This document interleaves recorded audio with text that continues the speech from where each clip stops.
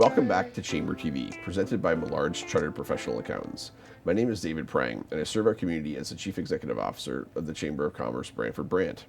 Chamber TV explores how the business community is contributing to improving the quality of life in our region through a focus on economic prosperity. The Chamber acknowledges that a diverse, equitable, and safe community is essential to a successful community.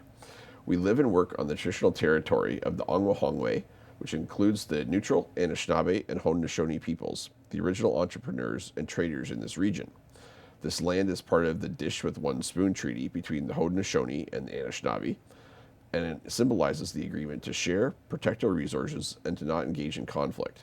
The city of Brantford and the county of Brant are situated on the Haldimand Tract, land promised to Six Nations in 1784, which includes 6 miles on either side of the Grand River from its source to Lake Erie. The Chamber has been active in our community since 1866, when industry leaders united to focus on transportation issues in our area. Today, improving transportation around our region remains as one of the signature advocacy issues of the Chamber, including improved mass transit, roads, and our airport, along with countless other opportunities to improve Brantford-Brant. We will meet with business leaders, politicians, and community developers to explore how they are meeting the challenges of today's business environment and what they are focused on to improve the quality of life in our region. This week, I am pleased to host Rebecca Jamieson, President and CEO of Six Nations Polytechnic. Welcome, Rebecca, and thank you for joining us. Well, thank you, David. Thank you for having me. So it's exciting. You were the first Business Excellence Awards outstanding nominee, outstanding winner, actually, Outstanding Achievement Award winner, that I've been able to host on Chamber TV. Oh, really? Yes. Oh, well, that's good. So it's been it's great to be able to coordinate that and make it work with your schedule, because I know it's just, and even in going through that process, you're traveling all over the place and doing lots of great work to both build the campus in Brantford and on Six Nations, as well as build Indigenous education throughout Canada, and I think even throughout North America for that matter. Yeah. So tell me a little bit more about yourself. How did you get? How did you come to be sitting here today? Well, it's a long story, but to make it a little bit shorter, with Six Nations Polytechnic, I was involved with the community members, and we were working on a committee to plan education for the community, and this was back in the 80s. And it became very obvious that we needed some kind of place where adults could go to school and start to get back into the education system. So we came up with the idea of having our own institution. And so around the table, we came up with something called Six Nations. Well, at that point, it was Grand River Polytechnic, and we started that in 1993. And since then, it has grown. It's changed its name, obviously, to Six Nations, because that's our name of our territory. And from there, we've grown from one pre-employment opportunity course to now we're offering all kinds of programs, from high school to trades to college, and our own university degree in our languages. So you've been there from the very beginning, from the ground floor. In different roles. In the beginning, I was there as one of the volunteers planning it and coordinating it, and we hired our first executive director, Linda Stotts, in the early stages, and she saw us through till I joined as president in 2009. Okay. So I've been there in the shadows and at the sidelines for a while, and then finally came back to actually take on a formal role. Do you have any sense of how many total graduates you've had go through? Oh boy, I didn't take that number up. No, sorry. I know it's not in the thousands compared to some of the colleges, but because we are a smaller institution. Yeah. But I must say the graduates that we have had a huge impact. Like, we ran a program. We do still run a program. It's Year One University in cooperation with 6 universities in the region, and out of those graduates, we have seen medical doctors, nurses, social workers, teachers, you name it. They've gone on to do wonderful things in the community and the region. So. Yeah, I think when I first became exposed to Six Nations Polytech, that's what I thought was a very interesting model. I came from a student leadership background at university, and that ability to, I guess, get your foot in the door with studying university level coursework in your home community, particularly coming from a small rural community like Six Nations, to then and to be able, the ability to be able to do that and get exposed to the rigor of university studies in a comfortable environment, as opposed to, say, going to a U of T or a huge. York, is just tremendous. Like, you get just so much further ahead in terms of being able to be comfortable with the academic rigor of post-secondary education. And now that opportunity is available to, continues to be available to students on Six Nations, but also in Brantford as well. That's right. That's right. And that particular program, it provided access, but it also helped the students to have an educational experience that was maybe something they lacked in their public education. Because back in the day when that program started, there wasn't a lot about Indigenous people in secondary school. So to come to a program where information about Indigenous people was front and center was affirming for identity and all kinds of things. And so from there, they were really much more confident going into the university sphere. So and plus I got to do a little bit of language study at the same time. So that was always there from the beginning. And the language thing is quite fascinating. So how many, there's a full-time university degree in language studies, and then you also offer programming throughout. How many different languages? Well, right now we do, our degree is in 2 languages, Mohawk and Cayuga.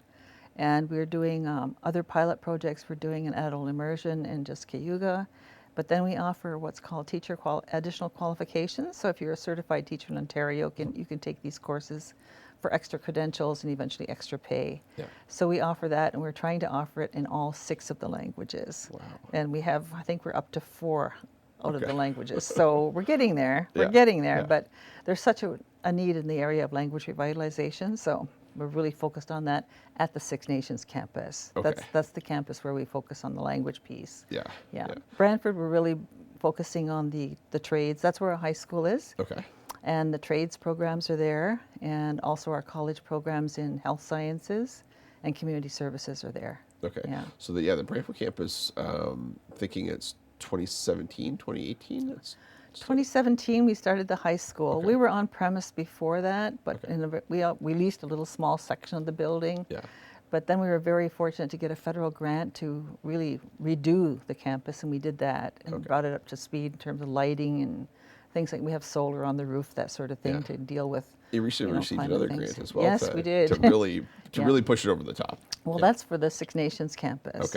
It was originally built as green as we could in the day, and it had like a geothermal system. But this is going to change that and upgrade that and do a whole bunch of other upgrades to, around the climate control business. So we're really excited about that. So the Brantford campus has the high school, or has a high school component. High school, and the skilled trades piece, and the with. It actually happens to be very much in alignment, but it's Skilled Trades Month, and we feature on the actually on the cover of our magazine that just came out last week was Skilled Trades feature, and then we've got a couple of pieces inside. So it's and we just had Epic Jobs last week, which I think we were there. was there, or Polytechnic was there as well. How did you develop that as a particular need, and is the program open to non-Indigenous students as well? Well, when we came to Brantford, we made the decision to come to Brantford. Oddly, we came here because we didn't have internet access in the community. So we were seeking a place where students could actually study and be online and all that sort of stuff. So that was a primary driver. But as soon as we got here and connected with the city of Brantford, we heard, right away. And that was the beginning of the Trades Alliance skills, that round table. So we joined that, and it was very evident that this was an emerging area and labor market that was really underserved. So there was older facilities in the building that we thought, well, we'll take a look at those and see if we can't get them operational and upgrade them. And it's taken a while, but it's getting there. I just talked to the person in charge of that programming, and we're fully booked for the next intakes and waiting for the next one. So we're really happy to see that happening. And that's drawing students from all over. Absolutely. And all students who are interested in learning and willing to learn and work, we welcome them. And funding for students, it's like there's a tuition component to, probably not for the high school side of things, but for the post-secondary, there's tuition. But some of the trades programming is coming with government funding. So some of it's tuition free. So, with the support of the government, we're able to do this sort of thing. And in the nursing as well, there's support for the nursing tuition as well right now because of the shortage in healthcare. So we're running nursing and PSW extra cohorts as well. So doing that. So Okay. And your yeah. nursing, I was recently had the opportunity to sit next to a couple of nurses in a rather specialized field, and so there's some sensitivities around that group, but the nursing is a sort of a broad-based piece, and so graduates could go into any type of nursing after Oh, that. yes. Yeah. Well, we run with the registered practical nursing program, Okay. and from there, they can take a bridging program into the degree, and go on from there and Yeah. get their specialization. But this gets their, actually the hospitals run on practical nurses. I mean, they're the ones that keep everything going. It's the Absolutely. full Yeah. service patient hands-on, Yeah. and more so the PSWs. Yes. Very Yeah. critical in the healthcare system. So. So how many students would you be running now? Right now? Oh, I knew you were going to ask me that. I think I was looking at a report just the other day. It was 300 and something. So something like Okay, that. yeah, Yeah. yeah. So we're small. We're Yeah. small compared to a lot of the other colleges in the But country. it creates a different. I think we were just talking before we came on. There's a like the number of different types and styles of post-secondary institutions out there. Like some people feel very comfortable in a larger scale environment, and some people would feel very comfortable in a smaller environment like you offer. And it seems to be this is you've got a great fit for that small community where lots of your fellow students, Oh, and yeah. you guess really have intimate knowledge and get to know your faculty members quite well as well. That's what the feedback we get from our students as well, is that they feel very, they're known, Yeah. they're supported, Yeah. they feel very safe, Yeah. so it's a good learning environment for them. And from there, that it transmits into their professional conduct when they go into their careers as well. Absolutely. Because it's how they interrelate with people that they're going to work with. Yeah. So we think that's an added value that we give by that learning experience with our students. Yeah. Okay. Yeah. So how did you come to have this as part of your who you are? Because you've your identity is now like part of your identity rather is that president and CEO of Polytechnic. But where did education come as part of your career? Yeah. Well, it's in my family. Yeah. I have had two aunts who were teachers in the community. I never knew them, you know what I mean, but my father's sisters. And so there was always this, oh yes, you can be anything you want, and by the way, Yeah. And then I was fortunate enough to have mentors in the community who came along and said to me, I think you'd be really good at doing this. Why don't you try it? Yeah. So I trained as a supply teacher when I was 17. Wow. So I've been in the You've been in schools education your entire for life. a long time, Yeah. yes, in Yeah. different roles. And then I went into counseling, then I went into teaching, and then administration, special ed, and all that kind of stuff. So, Oh, yeah. excellent. Yeah.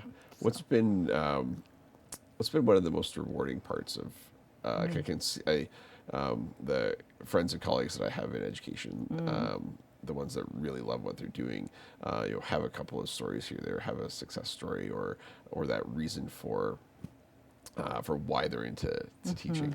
Do you have any examples of that or? Oh boy, particular story? there's lots of them Yeah. lots of them throughout the years. But I think one I'll probably share is there was this young lady. She came to us and she was doing upgrading, and I don't know how many children, but she had several children, Yeah. and she wasn't really confident in herself. But she joined us and she got her upgrading, and then she went on to do things, and then she was working at the nursing home, and I'd see her when I went in to see my mother, and I'd say, okay, when are you going to go to medical school? Yeah. So she eventually did, and now she's a doctor in the community dealing with palliative care. Wow. So that's when you see that kind of opportunity in people's lives and see how it's possible. Yeah. Then she's a wonderful role model for everybody else in the community. Wonderful. Absolutely. Yeah. And it's one of those things where, you had, I can think of a couple of examples. I see one of the students that I worked with, I see her on a weekly basis at my child's swimming lessons.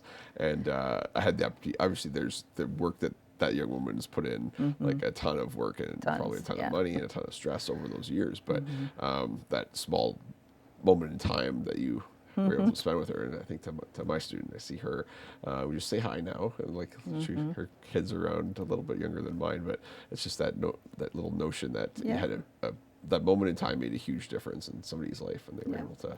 Or you had a little bit to do with it at least. A little bit to do with it, what I mean? Yeah.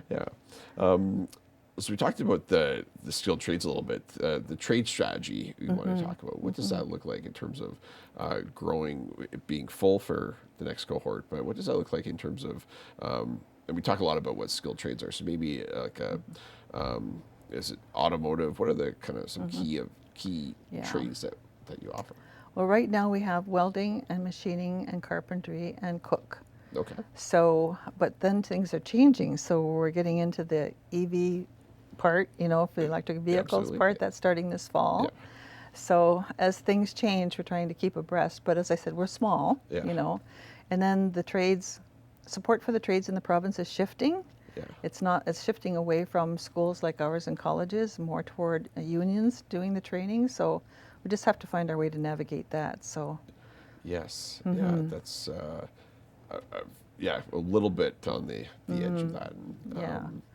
but you can see So we how- focus on the get interested in trades, try this trade, check them out, see what you can do. And like told my people in my own family, not going to hurt you to get your welding tickets because you're always going to use it Absolutely. in life, Learn how to do some basic carpentry. Yeah. So we're not teaching it so much in high school. That will change, by the way. That's going to change in high school as well. Yeah, they'll bring that back. They're going to into bring the that back in, integrated- yeah. So that's good. Yeah. Well, I think one of the we were talking about this last week as it got really hot with the temperatures, and somebody I was talking to where they don't have, or the air conditioner is broken, but as we densify, we stop like.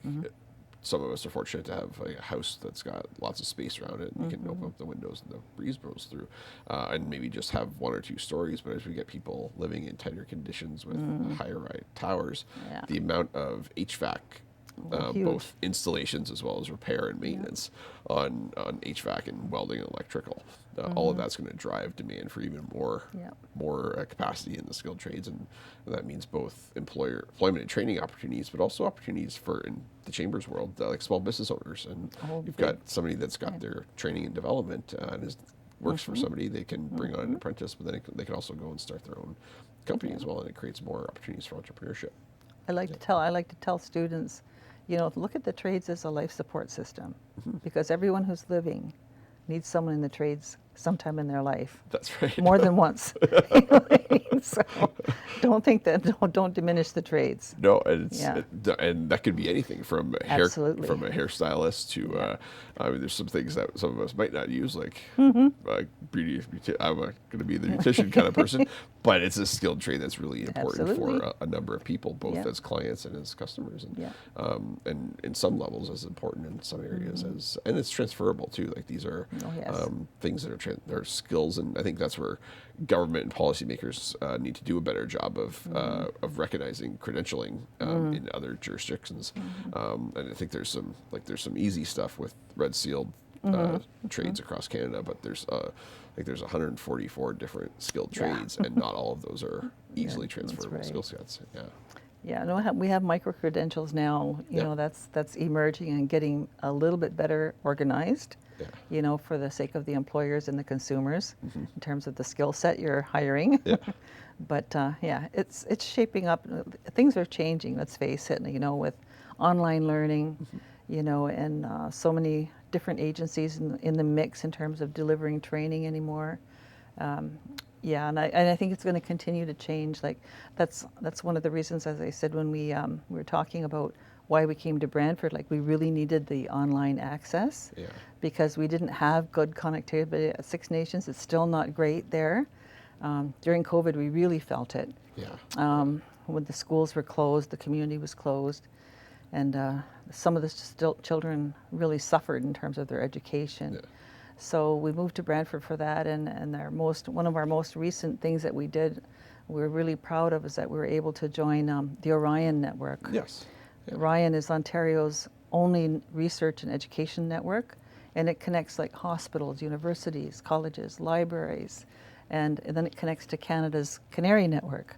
You know, so the capacity to do research and to do education in a large-scale delivery system is just incredible. So that'll be our next phase that we look at, you know, to growth for the future. Because the young people anymore, you know, that's where they exist, is in the cyber world, right? They communicate and they function that way, and that's their commerce system. So you have to be hooked into it. Hooked into it, ready to go. Definitely. We had to mention the Orion and Canary before we came on the show. So what does that mean from a research perspective? So if I'm, I think sometimes we get because of our experience in post-secondary, we have a general understanding, but for the general person, why is that important for somebody in Brantford-Brant or Six Nations? Well, number one, Orion is because it's very secured network, so you're not going to have to worry about the false information that you're going to find if you just surf the internet. Okay. You know what I mean? So number one, it's a reliable source of information, and then depending on who you are and your area of your area of interest, you can basically search the world. Yeah. And do collaborations with people in another continent. Okay. I mean, that's happening now, I know, through the UN, things that I've been involved with, like there's research projects, intercontinental, going on, and this is only going to expedite that. Yeah. And then the information from that is going to flow out even more directly. So okay, so sometimes there's too much information. I think we're all experiencing that. There's where do you access reliable, where and how, so it's provides value in that sense. I think maybe even with we talked about the language, so Six Nations Polytechnic is probably going on a bit of a limb here, but probably essential, I guess, to the maintenance and ongoing sort of knowledge transfer of the traditional languages, and so this would help to extend what are other, because there's indigenous peoples all over the world, and there's probably good best practice models in different parts of the world that work out really well. So this would be able to sort of help to extend, this works really well in this area of the world, maybe it could work well in Brantford-Brant. Oh yeah, absolutely. Okay. Yeah. Okay. And I would say that what we do is, I tell people what we do at Polytech in terms of the languages, we play our part. Yeah. Because, I wouldn't go so far as to say we're essential in what we do, but it's an important part of what we do. Because there's a lot in the community that's happening just by people themselves and their own commitment. And, there's programs for adults in the evenings. There's all kinds of things happening in the community. So we're just one of the many players. Okay.